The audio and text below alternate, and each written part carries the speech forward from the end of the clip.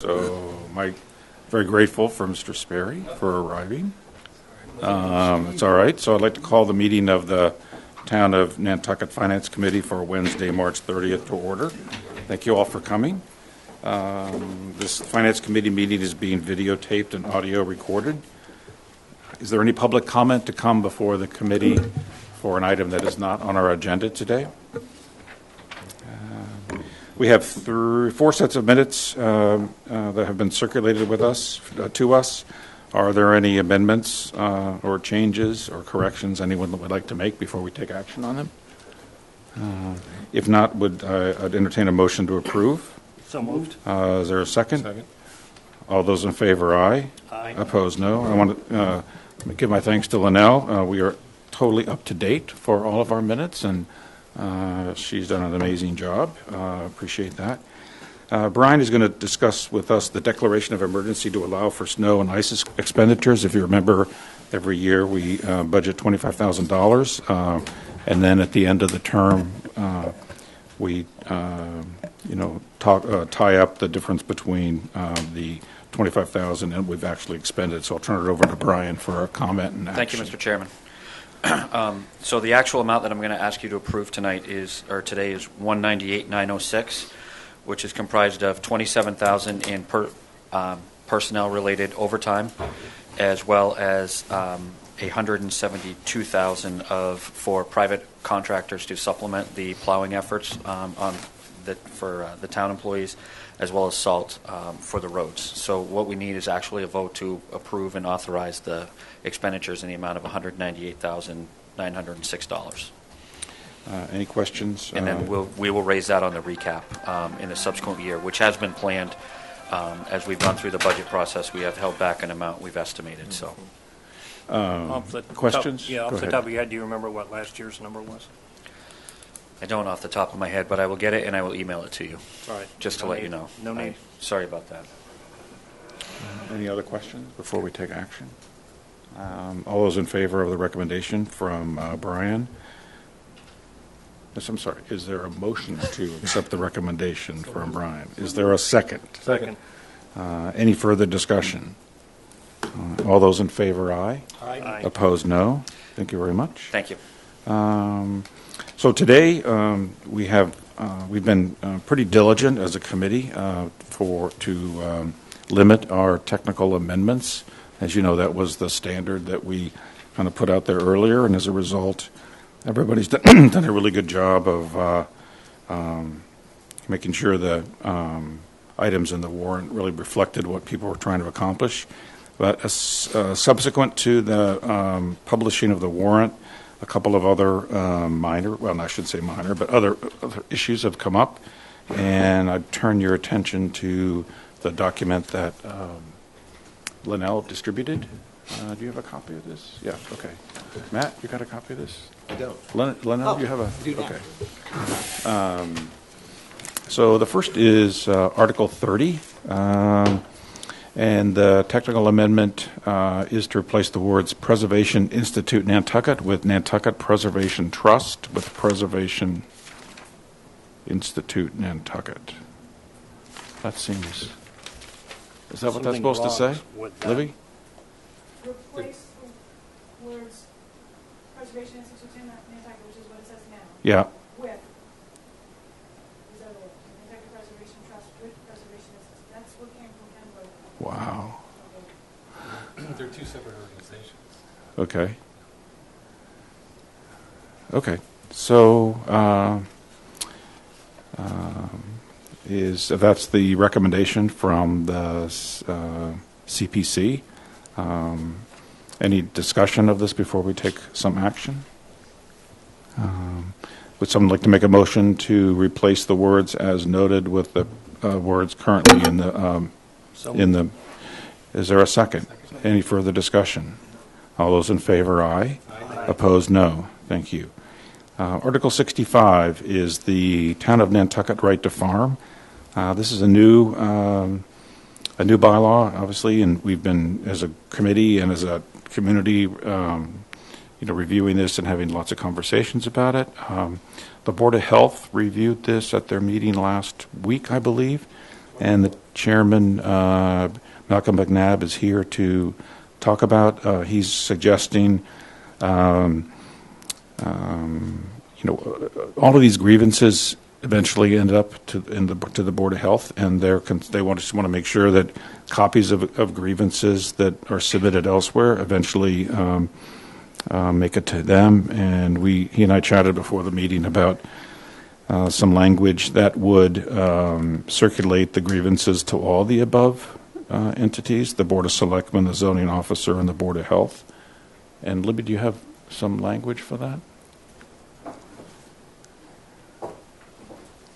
We minorly modified what's in front of you, so it'll read in the yellow, a copy of any grievance should be submitted to the above-named boards and officer, regardless of the entity to which it was originally submitted.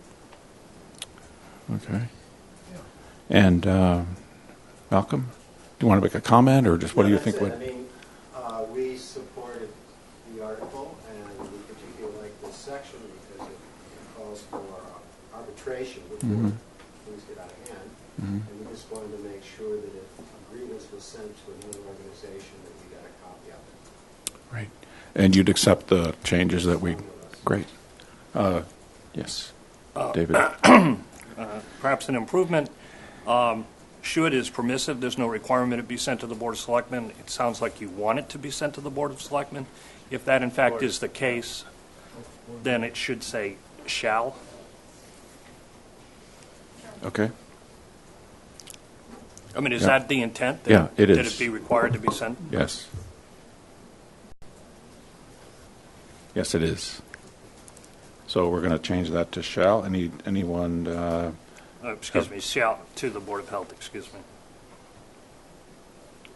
No, it shall be submitted to the above-named boards and officers. Anyone have a concern about that? No? Stephen, did you have a comment? Same comment. Okay. Thank you, thank you, Stephen and David. That's a great improvement. Any other comments on the changes here?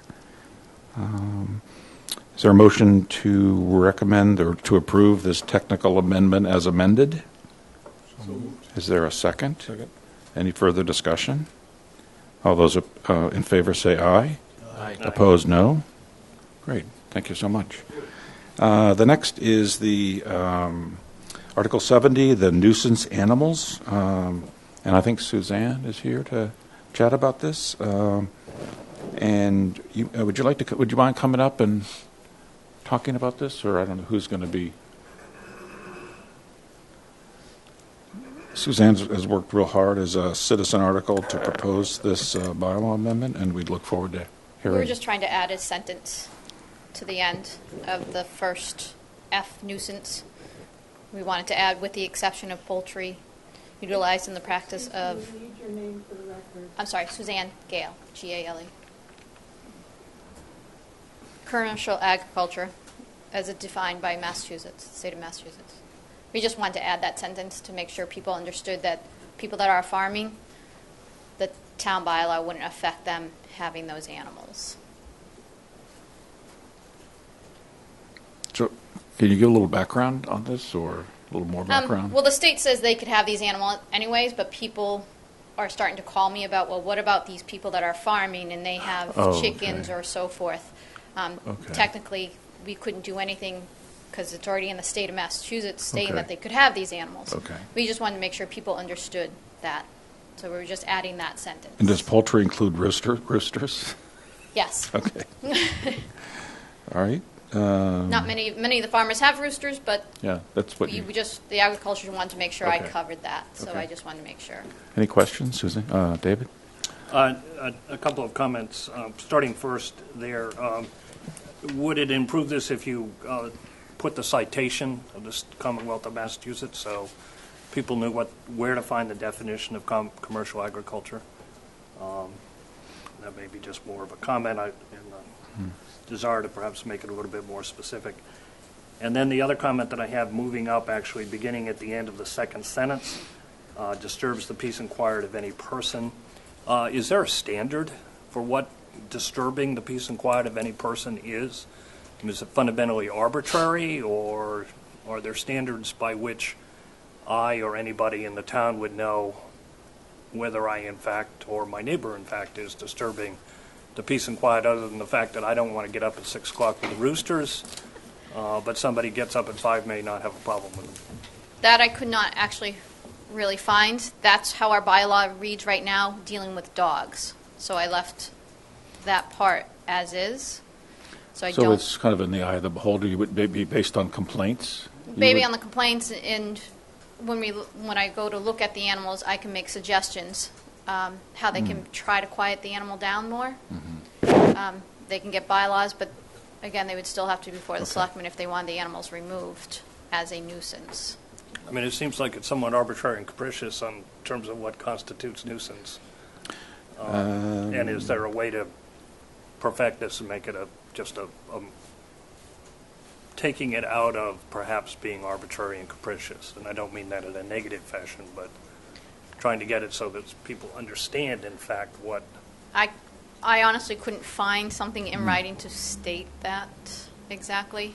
Everything I found had to do with machinery or people. Nothing. In to the do absence with- of a Town third party council here. in the absence of a third party that we could look to, I think that would be Well, I think town difficult. council's here. I mean, they may be able to render some comment. Okay. Town council, would you just introduce yourself? And Sorry. Good afternoon. I'm Lauren Goldberg Hi, Lauren. from Copeland and Page. Thank you for having me here. Good. There Welcome. is a definition of nuisance that's been developed through the common law. It essentially is not just in the eye of the beholder. It's more of a reasonable person standard, and it does have to rise to a relatively high level. I don't have the definition memorized, but I can certainly look for it while you're talking if you want to I consider think that'd be moving good. on, and then we could come back. Yeah. That would be useful. So, that, reasonable, I mean, those are all still hard to define in terms of a... Yeah, but it sounds like law has been written around this. And, right. and that's, if there in fact is something like that, I personally would like to see it, Okay.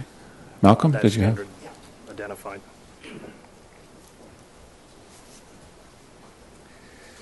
Yes, at the Board of Health, as originally written, we accepted this article, except if you change it now and you can do what you want, we will probably have to object to this at the meeting. And it loses our ability to enforce our obligation to look at nuisance and noise. So does this change? Yes, it does. Affect your, and can you share a little about that? I mean, well, I really actually don't even want to talk about it in many ways, because Okay. certainly at this next meeting, we have more important things to discuss than Right. roosters. Right. But it's a very emotional issue. We did have a hearing on the subject of noise and roosters, and we had about 150 people there. We had 3 open hearings about septic systems and alternate design systems in the Right. harbor system area, and no one showed up for any of those. And I don't think, I'd like to avoid a big fight about this, but I would be obligated to object to it, because we will not be able to enforce we won't be able to enforce nuisance regulations, which is the Board of Health's responsibility. We do have a state law, I think it's 111, Section 112, which could override it, but, so, that's just my comment. So I think it's would be advantageous for this if the Board of Health supported it. So what you're saying is that the words, with the exception of poultry utilized in the practice of commercial agriculture, that's what you take issue with. That's what I think. I don't want to take issue with it, but I'm forced You right? Okay. All right. Okay. I'm still not sure why. I'm sorry. I just Well, not why, but I mean it's what I heard the sponsor say, that this is the law in the Commonwealth, and maybe Roberto wants to comment on this, there are or also nuisance laws in the Commonwealth, nuisance laws in Nantucket and in the Commonwealth. okay, So, and are they in conflict? Or Roberto, do you want to make a comment on it? Okay, good, thank you. Roberto Santamaria, Director of the Department of Public Health. We have an overarching statute from the state of Massachusetts, Massachusetts General Law, Section 111, subsection 122, which is a nuisance law in effect, which allows us to enforce nuisance noises that cause by definition, what causes nuisances to the public health and the safety and things like that.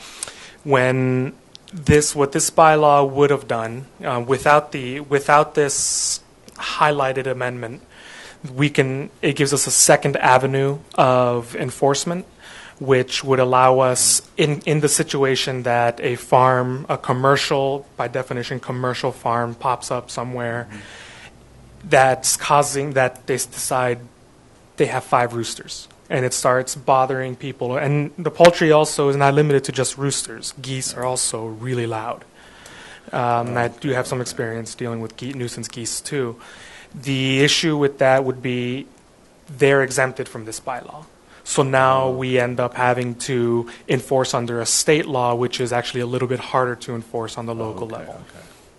Now, do you do enforcement just as Suzanne does? Do you both do enforcement? We both can do enforcement. Okay. So what I heard Suzanne originally saying, her job is difficult because she's got dueling mandates, I believe. Maybe so I guess the question is, does this committee want to give the kind of which do we want to clarify? And what you're saying is leave it like it is because we need that authority to talk about these issues with even commercial farmers because this law, the mass law is a higher standard, a difficult standard. It's a difficult standard to enforce, and it adds a burden of proof to the town to have to prove that they're not using commercial standards. Okay. I thought the explanation was we just added it just to clarify that it exists. So if we don't add it, it still exists. So it does, but it's not it's the town. The town currently the bylaw allows the Board of Health to go out on their own and talk to commercial farmers about noisy roosters. Okay. And with the addition of this, they wouldn't be able to. Is that what I'm? Okay. Mr. Chair? Yeah. So in I suppose the past year or two, have we used the local enforcement as opposed to the state against commercial activity? So far against commercial activity, we have not. The complaints that we have received were for roosters in the town area right now. The private citizens? Private citizens, yes. And so does your enforcement of that meet the reasonableness standard, as Ms. Goldberg just alluded to? To my knowledge, yes, it did meet the reasonable standards, and we were able to. There is also a law set forth through the Department of Environmental Protection about the noise, odor, and dust laws, where it specifically sets a measure based on decibel levels, which we would need a sound meter to enforce. It's one of those things that it's easier to have the local bylaw with enforcement authority with its own local enforcement definition rather than having to rely on the state requirements of decibel levels, proper calibration, whole 9 yards. So I come back. Does our local bylaw rise to the level of reasonableness as it's been defined under the law? All I'm looking for is, I trust everybody's intentions are very good here, but if you go into an enforcement and you've got differing interpretations, it really comes down to who may have gone out there that day to do the enforcement, and it may or may not meet a standard. I personally would like to see some reference to a standard that our regulatory boards are going to uphold people to. I think it makes for a far stronger statement, and it also, eliminates perhaps the misunderstandings that people have about what you can and can't do. This bylaw doesn't set a standard, so no. But I do believe that the town also has a noise bylaw. I believe it's Chapter 101 in the town code. There is a noise bylaw on the books that we can use as the standard. Do you know what time it starts in the morning or finishes at night? I would have to look it up to be exact, to give you an exact answer. I don't want to speculate. So, Town Council, any comments from your?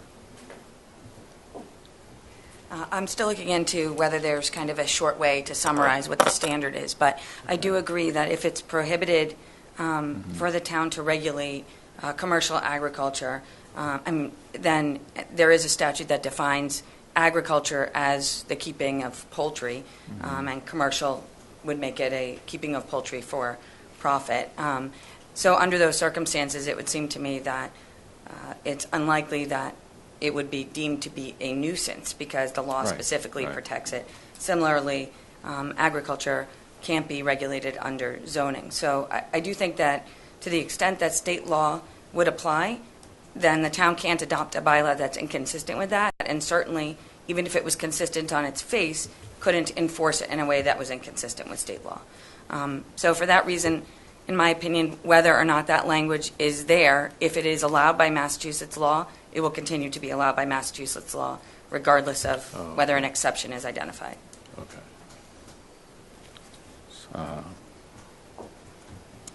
So, if we take it out, we'll still have to comply with Massachusetts law, but we'll get the Board of Health support on the article, is kind of what I'm hearing. Right? Yep, We will follow Massachusetts law. right. So and Suzanne, did you want to make any, I know your whole comment, your whole purpose here was to bring some clarity between all this stuff, and I think we've made some improvements, but can you live with the? Honestly, the way it was fine for me. Yeah. But people have brought it up saying, Oh, we okay. can take it out if that makes it easier. for Okay. everyone. Great, thank you. Leave it as it was. Okay. Trying to- Great, I appreciate that, thank you. So I propose we delete it. Is that and if anybody would like to make a motion or further discussion or make a motion to that effect? I'll make that motion. Is there a second to maintain, I guess we're maintaining the language as is and not adopting the technical amendment? Is there a second to that? Second. Any further discussion? All those in favor, aye. Aye. Opposed, no. It was very controversial for a little. Okay. We should have our hearing. Yeah, well, we applaud the work you do, and I think it's important that you support this, and appreciate Suzanne's hard work, too, so. All right, moving on to Article 90, Bruce Mandel is here. He's appeared before us several times. Come right up to the microphone. He's suggesting the addition of one word to Article 90 to clarify that this is a photovoltaic PV project, and I think we have that language. We have that language here. So, Just to make it clear Right. where I'm coming from. so do you want to? Extraneous, we can put you. Is that what I just said? Summarize your Yes. proposal. Okay. And again, we're just trying to seek some clarity here. Any comments from the Finance Committee? So if that's appropriate clarification, is there a motion to make this technical amendment to this article, these articles? Well, I just had a question before Sure. we take a motion. Has Lauren, I see the minutes from our meeting, which is nice. Has Lauren Sinatra seen this She proposed has. amendment? And she's in says, support of it? is supportive of it, yeah, as Great. is Libby. So, right? Great. Yeah. I'm confused. Yeah. I'm confused on this highlighted part here where it just says 9092 have to do with the photoelectric generating facility at either the airport or the water treatment plant, and then it says Article 90 does not relate to the airport. What is that? So Libby, I don't know if you want to weigh in on that, Am I but reading The I reason think it we're, says that, let me just, from my research, is because Yeah. you've already had an article that dealt with the airport. Okay. So it was irrelevant.